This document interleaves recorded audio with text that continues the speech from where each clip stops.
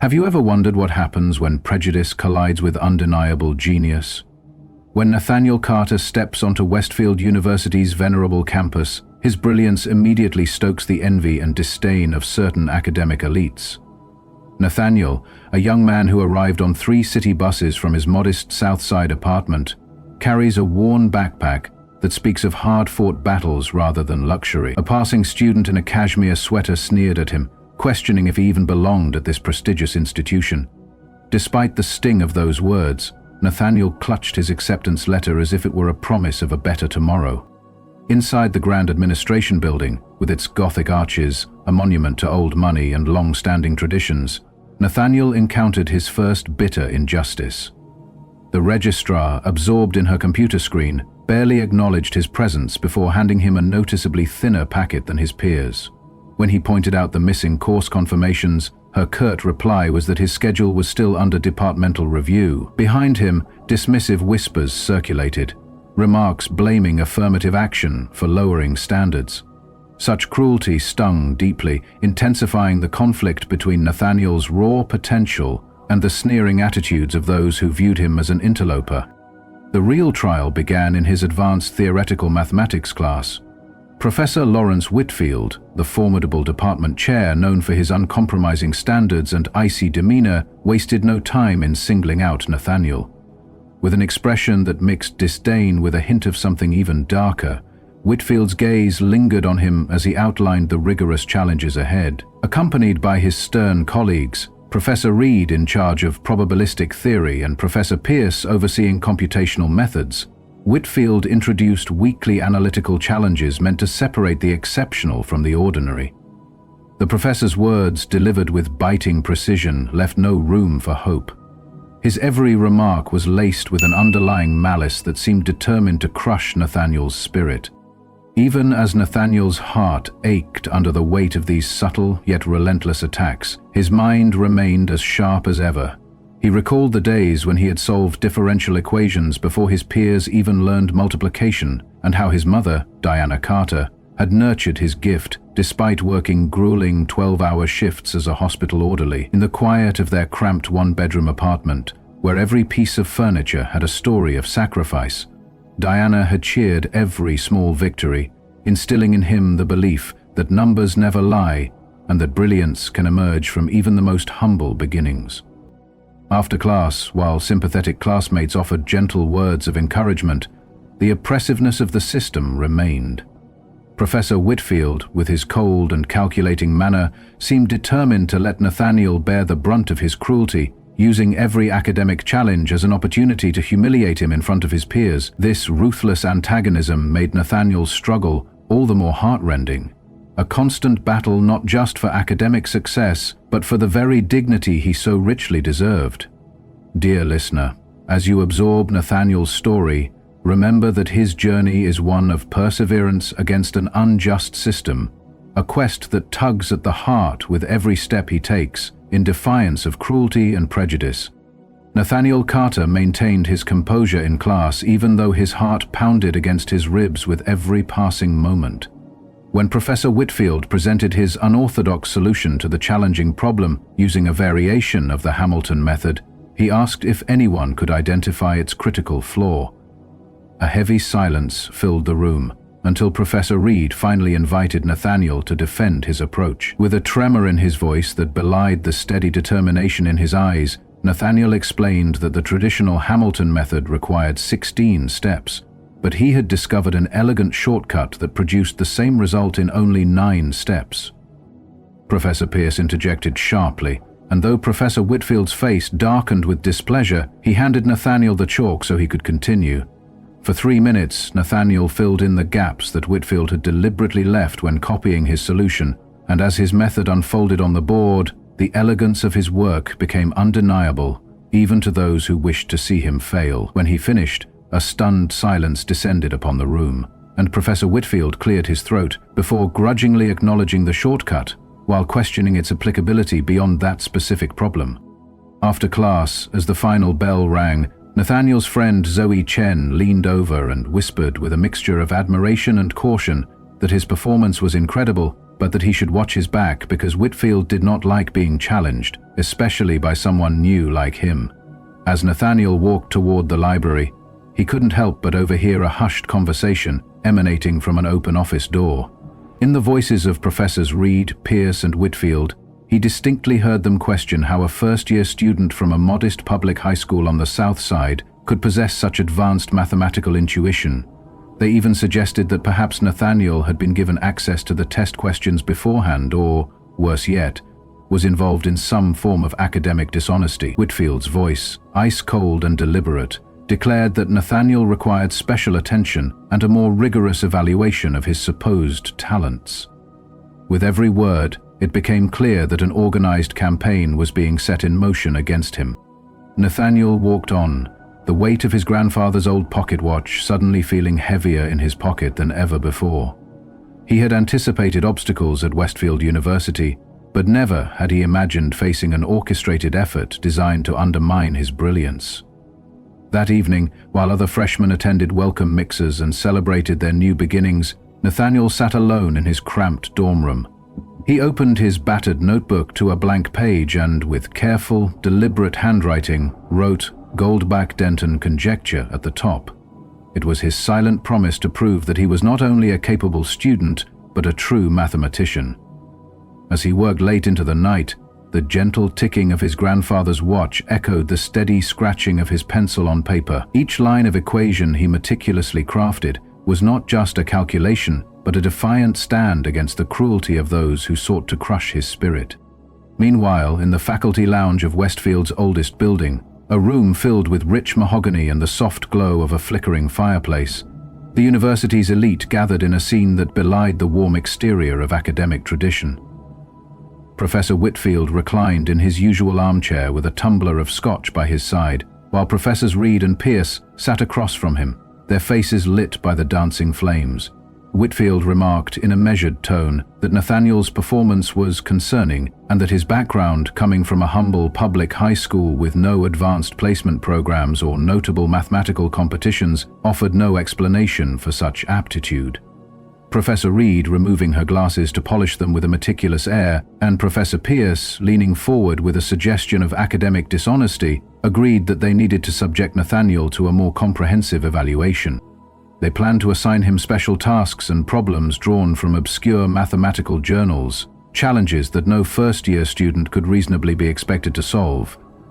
Dean Montgomery, who had wandered in with a genial smile and a drink in hand, briefly joined the conversation but only served to intensify the scrutiny when he referred to Nathaniel simply as the Carter boy, and remarked that his admission was a matter of expanding access rather than upholding academic excellence. Whitfield's reply was cool and measured. If Nathaniel were truly exceptional, he would rise to the occasion, and if not, then the department's standards would remain intact. Later that afternoon, as the campus lake shimmered under a light mist and the fading sun cast long shadows, Zoe found Nathaniel sitting quietly by the water's edge. In a hushed tone that blended concern with resolve, she explained that the professors were targeting him and were planning something devious for the next class. She revealed that they were preparing to document every mistake and hesitation in order to build a case for his eventual removal. Although Nathaniel's face remained calm on the outside, inside he felt an increasing weight of betrayal and isolation. He listened intently as Zoe confessed that her own position as a scholarship student made her fear for her future if she spoke out too forcefully. Still, her words stung like a cold wind through an open window, and they cemented his determination to prove that he belonged at Westfield University despite the cruelty he faced. Over the next few weeks, Nathaniel's life at Westfield transformed into a relentless cycle of academic warfare. Each day brought new, individualized assignments designed to break him down. Professor Whitfield began handing him problems that required techniques normally reserved for doctoral students, each one more challenging than the last. The classroom atmosphere grew oppressive as his professors alternated between ambush-style questioning during lectures and deliberate neglect. Professor Reed would suddenly call on him to explain the implications of complex theorems for non-differentiable functions, her eyes gleaming with a mix of challenge and disdain, while Professor Pierce continued to ignore his raised hand and subtle attempts to contribute. Despite his tireless efforts, The pressure mounted as Nathaniel's dorm room transformed into a chaotic war room where textbooks, scribbled notes, and crumpled papers formed a disorganized barricade against the ever-encroaching storm of assignments. Sleep became an unaffordable luxury. Nathaniel's once bright eyes were now shadowed with exhaustion and worry, and his thin frame bore the unmistakable marks of relentless nights spent battling equations. Yet, each morning he arrived in class with his work completed to perfection, his solutions reflecting not just raw intelligence, but a quiet, unwavering resilience in the face of hostility. His classmates began to whisper in admiration and pity, watching as he bore the relentless onslaught of special assignments without a single complaint. Even his occasional phone calls with his loving mother were tinged with concern, as she gently urged him to take care of himself, though he always insisted that he was fine, attributing his fatigue to the normal rigors of college life. Then, as midterm week loomed like an impending storm cloud, Professor Whitfield announced a new twist in the unyielding campaign against Nathaniel. In addition to the regular exams set by Professors Reed and Pierce, Nathaniel would be given an individualized take-home problem set due in 48 hours, with no possibility of an extension. When Nathaniel opened the packet, his heart sank at the sight of problems so complex that several required techniques only taught in advanced doctoral seminars. It was as though every paper, every equation, was deliberately designed to be unsolvable, a clear, unspoken message that failure was inevitable.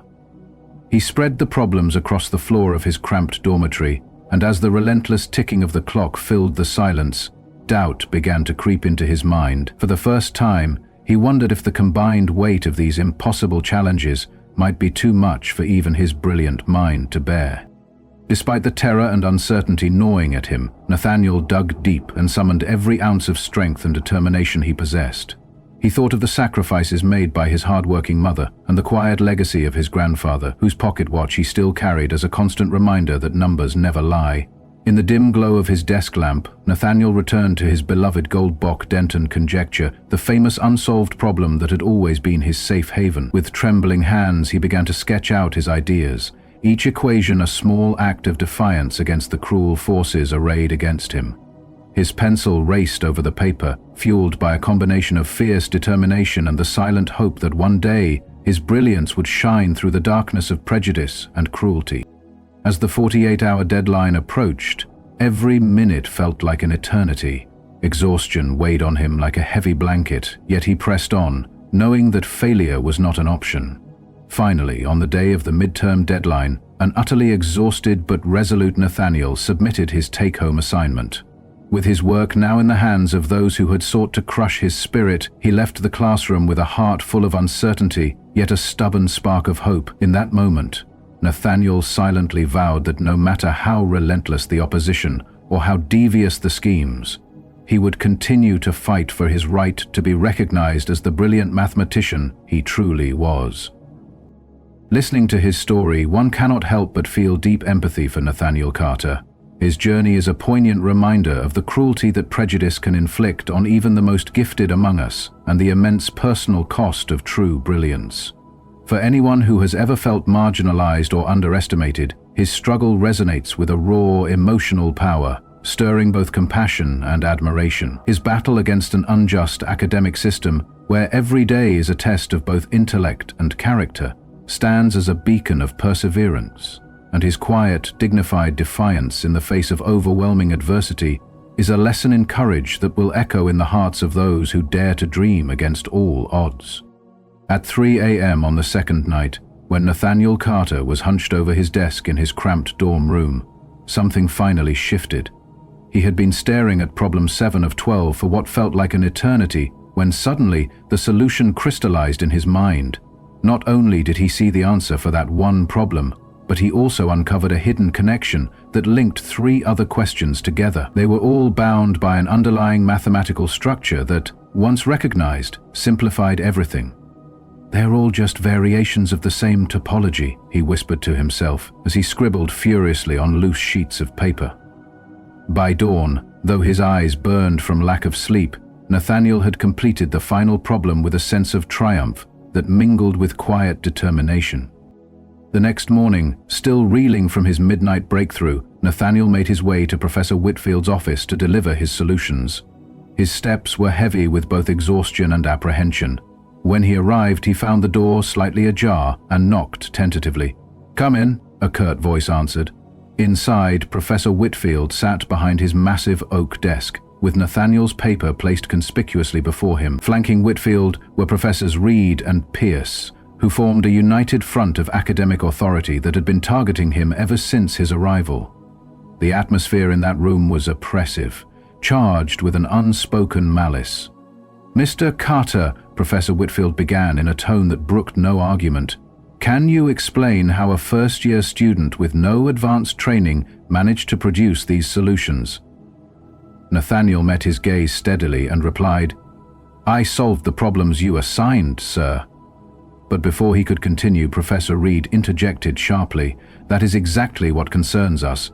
Your solutions incorporate methodologies that are normally reserved for graduate-level courses." Professor Pierce added with a heavy implication, "They are remarkably similar to techniques published in our own mathematical journal last spring." At that moment, Nathaniel felt his blood drain from his face as the weight of the accusation of plagiarism crashed down on him. He had dedicated his entire life to mathematics, a realm where his talent had always spoken louder than any prejudice. "I wrote every line myself," he insisted, his voice trembling but resolute as he added, "I can explain my reasoning for each solution, if necessary." But Whitfield was unmoved. He slid a document across the desk and without a hint of sympathy declared, "This is a formal academic warning. Sign it to acknowledge our concern regarding your work." The paper was a crushing blow. It was not just a reprimand. It was a permanent mark that would shadow his future, jeopardizing research opportunities, scholarships, and even his reputation beyond Westfield. Nathaniel felt as if he were standing at the edge of a precipice, forced to either admit to a wrongdoing he had not committed or risk everything he had worked for. His fingers closed tightly around the document before he finally spoke. "I won't sign this." At that very moment, the office door burst open, and Zoe Chen, his close friend and ally, appeared in the doorway, panting as if she had run across campus. "You can't do this," she declared, her voice trembling with both anger and sorrow as she glared at the assembled professors. "Everyone knows what's happening here." Professor Reed snapped at her. "Ms. Chen, this does not concern you." But Zoe was undeterred. "It concerns all of us," she countered. "Half the department is talking about how you have targeted Nathaniel since day one, and that is enough." In response, Professor Whitfield stood abruptly, his face hardening further. "Both of you, leave my office now," he ordered coldly, adding, "Mr. Carter, expect formal notification from the Academic Integrity Committee." As they were escorted out, Nathaniel felt something inside him shatter, not his determination, which had always been his guiding light, but the careful emotional wall he had built over the years to protect himself from daily slights. For the first time since arriving at Westfield, tears threatened to spill over as he realized the full extent of the betrayal. Later that day, back in his modest dorm room where equations once filled him with hope, Nathaniel sat motionless at his desk. The walls, once adorned with elegant proofs and inspiring derivations, now mocked him with memories of his struggle. His phone rang repeatedly. It was his mother, Diana Carter, calling for their regular check-in, but this time, the thought of explaining his crushing defeat made him unable to answer. After several missed calls, he finally picked up the phone, his voice weak as he greeted her. "Hey, Mom." Instantly, Diana's voice filled his ear with a mixture of relief and stern concern. "Nathaniel, I've been worried sick. What's wrong?" she demanded. The dam of pent-up emotions broke, and Nathaniel poured out everything. The relentless special assignments, the constant scrutiny, the cruel accusations of cheating. He explained how his brilliant solutions had been twisted into evidence against him, threatening to ruin the only world where he had ever felt truly alive. Diana listened in silence, her heart aching with every word. When he finally finished, she asked simply, "Are you going to quit?" Nathaniel hesitated, feeling the full burden of his circumstances. "I don't know, Mum. Maybe I don't belong here," he admitted, his voice barely above a whisper. Then Diana's tone softened as she began to tell him a story about his grandfather, William Carter, a man of extraordinary mathematical talent. Your grandpa could calculate the yield of an entire cotton field faster than the landowner's fancy machine, she recalled fondly, describing how he once solved complex problems without ever writing a single equation down. Diana explained that a professor from a local college had once offered him a janitorial job simply because he was so brilliant, but Grandpa William had refused to enter through the back door of knowledge. He wanted his children and grandchildren to have every right to walk through the front, she said, her voice filled with both pride and sorrow. The weight of that legacy pressed heavily on Nathaniel as he clutched his grandfather's worn watch. "Mum, these professors are just people. They are flawed and prejudiced, but mathematics itself isn't," he argued, trying to hold on to his belief that numbers were impartial and true. "Those equations don't care about the color of the hand that solves them." Diana's gentle voice replied, "So, I'll ask you again, are you going to quit?" After a long pause, Nathaniel answered firmly, "No, I'm not quitting." Diana's relief was palpable, and she urged him to tell her more about the famous conjecture he was working on, the Goldbach-Denton conjecture that he believed held the key to something revolutionary. Over the next hour, Nathaniel explained the conjecture in terms that his mother could grasp, and though she didn't understand every detail, her insightful questions sparked new ideas in his mind. Buoyed by his mother's unwavering support, Nathaniel decided he would not simply defend himself against the accusations. Instead, he would take his work on the Goldbach-Denton conjecture to the upcoming University Mathematics Symposium. This bold decision was both a risk and a statement.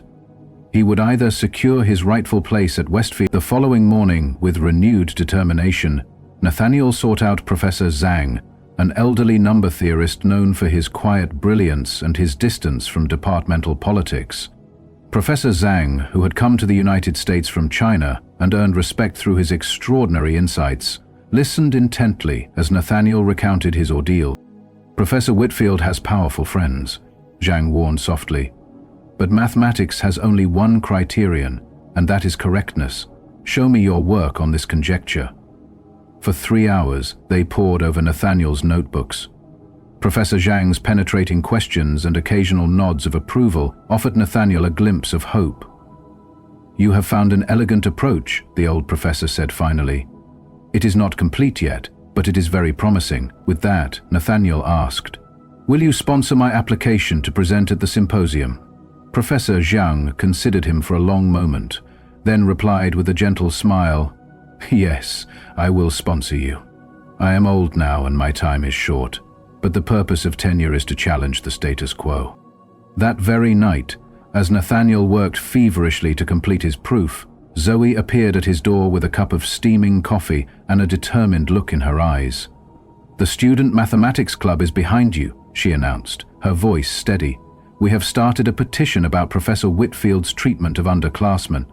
But Nathaniel barely looked up from his calculations, his mind singularly focused on the proof that would either redeem him or shatter his future. "I don't need a petition," he murmured softly. "I need this proof."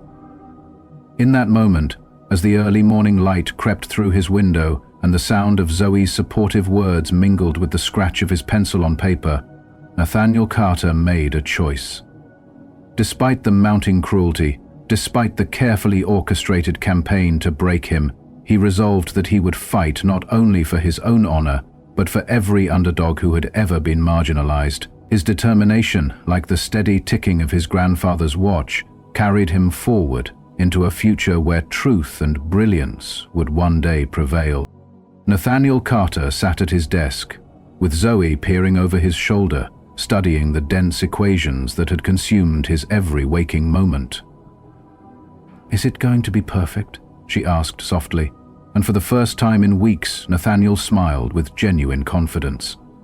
News of his upcoming presentation had spread through the mathematics department like wildfire, igniting both admiration and resentment. Professor Whitfield tried to quash the excitement by invoking the ongoing academic integrity investigation, but Professor Zhang had stepped in to vouch for the originality of Nathaniel's work.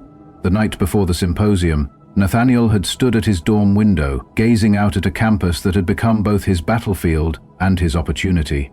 He had faced every obstacle thrown his way, and now tomorrow would decide if he had truly earned his place. or if he would be forced to find another path. The steady tick of his grandfather's watch reminded him that every second led to his greatest challenge yet. At the Westfield University Mathematics Symposium, the austere lecture halls buzzed with intellectual energy as graduate students rehearsed their presentations and established professors exchanged competitive greetings.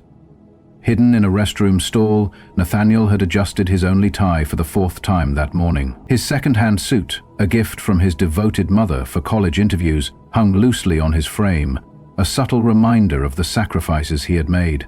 "You look fine," Zoe had assured him as he emerged, her role as his unofficial supporter clear as the audience began to gather. Clutching his presentation folder containing 30 pages of breakthrough work on the Goldbach-Denton conjecture, Nathaniel took his seat in the packed auditorium. There, in prime positions, sat Professors Whitfield, Reed, and Pierce with expressions that mingled obligation with thinly veiled skepticism. Professor Zhang's quiet words, "Don't focus on them. Look over there at Dr. Matheson from Princeton and Dr. Takahashi from Tokyo University," gave him a small measure of solace. Though his stomach tightened at the thought of his detractors, Zhang reminded him that mathematics thrived on open discourse, and their presence meant his work would receive a fair hearing. During a break, as Nathaniel stepped outside for a moment of fresh air, Professor Reed approached him. Adjusting her silver-framed glasses, she explained in a measured tone that her concern was not personal but stemmed from a desire to maintain the department's high standards. "I worry when extraordinary claims are not met with extraordinary scrutiny," she said, adding that the field had no room for shortcuts or special treatment. Nathaniel replied evenly, "I have never asked for special treatment, only a fair evaluation." Her brief nod left him wondering if it was an olive branch or a veiled warning. The symposium began, and Nathaniel strode to the podium amid murmurs that ranged from curiosity to schadenfreude. As he spoke about his new framework for understanding the distribution of prime pairs, a topic that had resisted conventional approaches since 1978, his voice grew confident and resonant. Elegant equations flowed from his chalk onto the blackboard like music, capturing the audience's rapt attention. Even as Professor Whitfield's face darkened with disapproval, whispers of admiration began to ripple through the room. His breakthrough was undeniable, and soon colleagues treated him as a peer rather than a mere first-year student. After the applause, questions poured in from the audience. Dr. Takahashi asked about connections to her own work, and a visiting Stanford professor even proposed a collaboration. Yet, amid the acclaim, Whitfield, Reed, and Pierce retreated quietly, their silent departure a final act of cruelty that would soon lead to a formal hearing. At 3 a.m. during the final academic showdown, the committee chair proposed a simple way to resolve the matter by asking Mr. Carter to demonstrate his methodology with a new problem crafted right then and there. The suggestion hung in the air for a moment before the chair nodded, and Professor Whitfield, now cornered and desperate to regain control, hesitated before scribbling a particularly vicious partial differential equation on the whiteboard. This equation came complete with boundary conditions designed to create multiple complications, a trap for anyone who had merely memorized techniques without truly understanding the fundamentals. Mr. Carter studied the problem carefully, immediately recognizing Whitfield's strategy to force him into failure. "You have 30 minutes, Whitfield announced, a note of smug satisfaction thinly veiling his malice. Mr. Carter picked up the marker, aware of every expectant eye in the room and the weight of his own history pressing on him. For a fleeting moment, doubt crept into his mind. Not doubt in his own mathematical ability, but in whether any demonstration could ever convince those determined to see him fall. Then he remembered his grandfather's watch, its steady ticking echoing his mother's timeless words that numbers never lie and never judge. With renewed determination, he began writing, his hands steady and his mind focused on the pure logic of mathematics. The room grew hushed as the squeak of the marker on the whiteboard filled the silence. 23 minutes later, Mr. Carter placed the cap back on the marker and stepped back from a board now covered with elegant, orderly calculations. "The solution converges to this value," he stated confidently, even noting that an alternative approach, using Fourier transformations, would yield the same result with fewer steps. The silence was soon broken by Dr. Matheson's soft but clear voice. praising his work as correct and beautifully executed. Professor Whitfield rose abruptly and moved to scrutinize every step of Mr. Carter's work.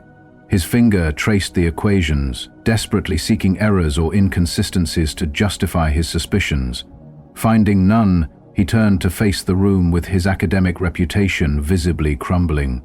"This does not prove the matter beyond doubt, but it proves enough," the committee chair interjected firmly. Dean Montgomery stepped forward and declared, "I believe we can now consider this matter resolved.